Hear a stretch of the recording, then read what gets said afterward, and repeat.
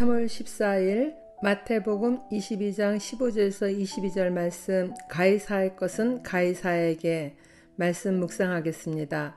예수님이 말의 올무에 걸리도록 모의하는 바리새인들에 대해서 보겠습니다. 15절입니다. 이에 바리새인들이 가서 어떻게 하면 예수를 말의 올무에 걸리게 할까 상의하고 비유 형태로 혼인잔치를 연 임금에 대한 이야기를 들은 바리새인들은 청함을 받아도 임금의 초청을 거절하고 종들을 모욕하고 죽이기까지 하여 결국은 임금의 군대로 말미암아 멸망당할 것에 대한 이야기를 예수님으로부터 듣자 자신들을 두고 한 말인 것을 깨닫게 됩니다. 그들은 어떻게 하면 예수를 말의 올무에 걸리게 할까 모의를 합니다. 16절입니다. 자기 제자들을 헤롯 당원들과 함께 예수께 보내어 말하되 선생님이여 우리가 아노니 당신은 참되시고 진리로 하나님의 도를 가르치시며 아무도 꺼리는 일이 없으시니 이는 사람을 외모로 보지 아니하심이니이다. 바리새인들은 자신들의 제자들과 헤롯 당원들을 함께 예수님께 보냅니다. 바리새인들과 헤롯 당원은 평소에는 종교적이고 정치적인 면에 늘 충돌하는 사이였어요. 그런데 이번에는 예수님을 무너뜨리려는 계획이 뜻이 맞으니까 연합하여서 일을 꾸밉니다. 바리새파 사람들은 로마에 빌부터 사는 헤롯 당원들을 이용하고자 연합한 것이죠. 그것은 백성들에게 이스라엘의 왕으로 오실 분이라는 말을 듣는 예수님을 로마에 반역하는 세력으로 몰아 그들의 손으로 예수님을 처치하려는 음모입니다. 바리새인들의 제자들과 헤롯 당원들은 예수님께 와서 예의를 갖춘 양 선생님이여 우리가 아노니 당신은 참되시고 진리로 하나님의 도를 가르치시며 아무도 꺼리는 일이 없으시니 이는 사람을 외모로 보지 아니하심이니이다. 이렇게 말하면 예수님 곁에 서 있는 백성의 무리들이 들을 때 별다른 일이 일어나지 않도록 하기 위해서였던 것입니다. 당시에 예수님을 따르는 무리는 예수님이 이스라엘을 구원할 메시아로 여기고 있었잖아요. 그렇기 때문에 함부로 대할 수가 없었던 거죠. 17절입니다.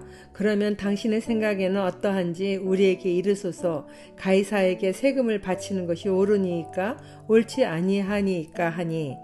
이와 같이 아부의 말 뒤에 예수님께 본색을 드러나는 질문을 합니다. 그것은 로마의 황제에게 세금을 바치는 것이 옳습니까? 아닙니까? 그렇게 묻는 것입니다. 이것은 예수님을 궁지에 빠뜨릴 질문이었죠.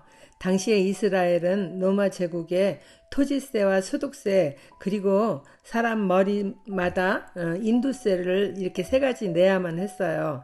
인두세는 남자가 14세 이상서부터 65세, 여자는 12세 이상부터 65세까지 해당되었습니다. 로마 제국의 속국으로 부당한 세금을 내어야만 되니 이스라엘 백성에게는 세금 문제가 큰 이슈이므로 바리새인들은 백성들 앞에서 예수를 궁지에 물고자 이렇게 세금 문제에 대한 질문을 한 것입니다.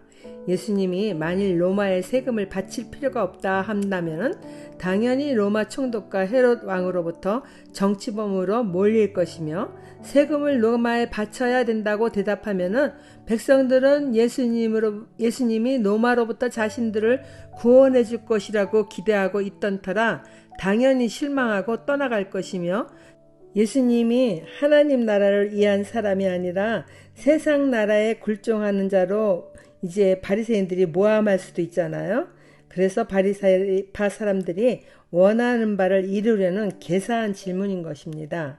바리새파 사람들은 하나님 말씀에 참된 가르침을 하시는 예수님이 당연히 로마에 세금을 내지 않아야 된다고 말할 것이라고 이렇게 어리석은 추측들을 하고 이번에는 예수님을 완전히 무너뜨릴 수 있을 거라고 속으로 콧노래를 부르고 있었을 것입니다. 그러나 우리 예수님이 그러한 얄팍한 수단에 넘어가시는 분이 아님을 어리석고 무지한 그들이 알 수가 없었던 거죠. 적용 질문입니다. 예수님은 언제나 참된 진리의 말씀만 하시며 외모로 사람을 대하지 않으시므로 아무도 꺼리는 일이 없으십니다. 위기 상황이나 난처함을 모면하기 위하여 거짓을 말하거나 사람을 외모로 판단한 적이 있나요? 외모로 판단하는 것이 빨라 편견을 갖게 된 적은 없나요? 완전한 지혜의 예수님 18절 말씀입니다. 예수께서 그들의 악함을 아시고 이르시되 외식하는 자들아 어찌하여 나를 시험하느냐 세금 낼 돈을 내게 보이라 하시니 데나리온 하나를 가져왔거늘 예수께서 말씀하시되 이 형상과 이 글이 누구의 것이냐 이르되 가이사의 것이니이다. 이에 이르시되 그런즉 가이사의 것은 가이사에게 하나님의 것은 하나님께 바치라 하시니 그들이 이 말씀을 듣고 놀랍게 여겨 예수를 떠나가니라. 전지하신 예수님이 바리새파 사람들과 헤롯 당원의 악함을 모르실 리가 없는 분이죠. 그들의 악함을 직설적으로 밝히 말씀하십니다. 외식하는 자들아 어찌하여 나를 시험하느냐. 그리고는 세금을 내는 돈 데나리온을 가져오라 하십니다. 데나리온은 쇠붙이를 녹여서 만든 주화로 당시 로마 정부는 속국에 이 화폐를 쓰게 함으로써 자신의 나라의 지배를 받고 있다는 것을 인식시키는 것이었습니다. 데나리온의 한 면에는 황제 티베리우스의 두상과 존엄한 아들 티베리우스 가이사라고 새겨져 있고 다른 한 면에는 황제의 어머니의 그림과 지극히 높은 사제라는 라틴어 글이 새겨져 있습니다. 예수님께서 데나리온에 새겨져 있는 형상과 이 글이 누구의 것이냐 묻습니다. 그들이 가이사의 것이니이다 라고 대답하자 예수님은 그런즉 가이사의 것은 가이사에게 하나님의 것은 하나님께 바치라 하십니다. 예수님은 그들 질문의 뜻을 정확하게 알고 계셨기에 어느 쪽으로도 치우치지 않는 대답을 하신 것입니다. 바리새파 사람들이 예상했던 대답이 아닌 예수님의 지혜로운 말씀에 그들은 놀랍게 여기며 그 자리를 떠나 갈 수밖에 없었습니다. 데나리온의 형상과 새겨진 글이 가이사의 것이면 그 주화는 가이사의 소유임을 말한 것입니다. 이 말씀만 들으면 예수님이 마치 로마의 편인 것 같이 들을 수 있으나 뒤의 말씀인 하나님의 것은 하나님께 바치라는 말씀으로 양쪽 모두의 질서를 따를 것을 말씀하신 것입니다. 사실 바리새인들과 서기관들은 외식하는 자들로 진정 하나님께 드려야 할 것들을 드리지 않는 자들이었다고 마태복음 23장 23절에서 말씀합니다. 하에 있을진저 외식하는 서기관들과 바리새인들이여 너희가 박하와 해안과 근처의 11조는 드리되 율법에 더 중한 바 정의와 긍휼과 믿음은 버렸도다. 그러나 이것도 행하고 저것도 버리지 말아야 할지니라 이렇게 말씀하신 것처럼 그들은 정의와 긍휼과 믿음을 버린 자들로 하나님을 저버린 것이며 하나님의 것을 바르게 바친 적이 없던 사람들입니다. 그뿐 아니라 그들이 오히려 세상 정부인 로마의 건의에도 복종하지 않으므로 납세하지 않으려고 했고 그 결과로 주 70년에 로마 티토 장군에 의해서 예루살렘 성전이 완전히 파괴되고 마는 것입니다.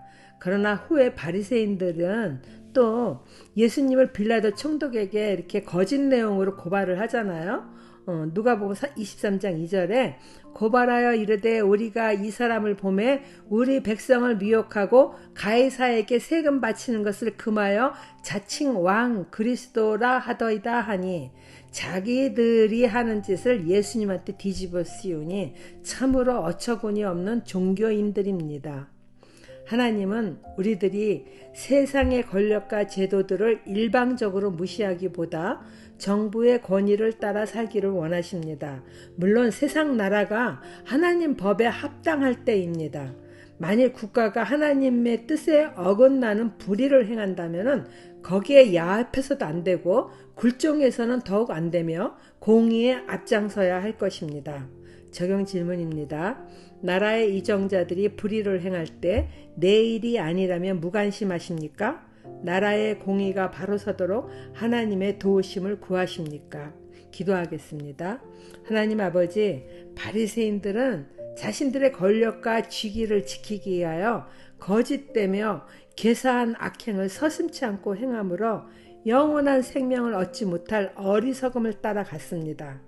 이 세상이 주는 편리함과 편안함에 취해서 하나님의 뜻을 어기는 일이 저도 그런 일이 일어나지 않기를 바랍니다.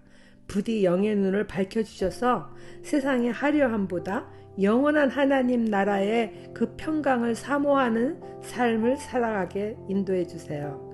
예수님 이름으로 기도드립니다. 아멘.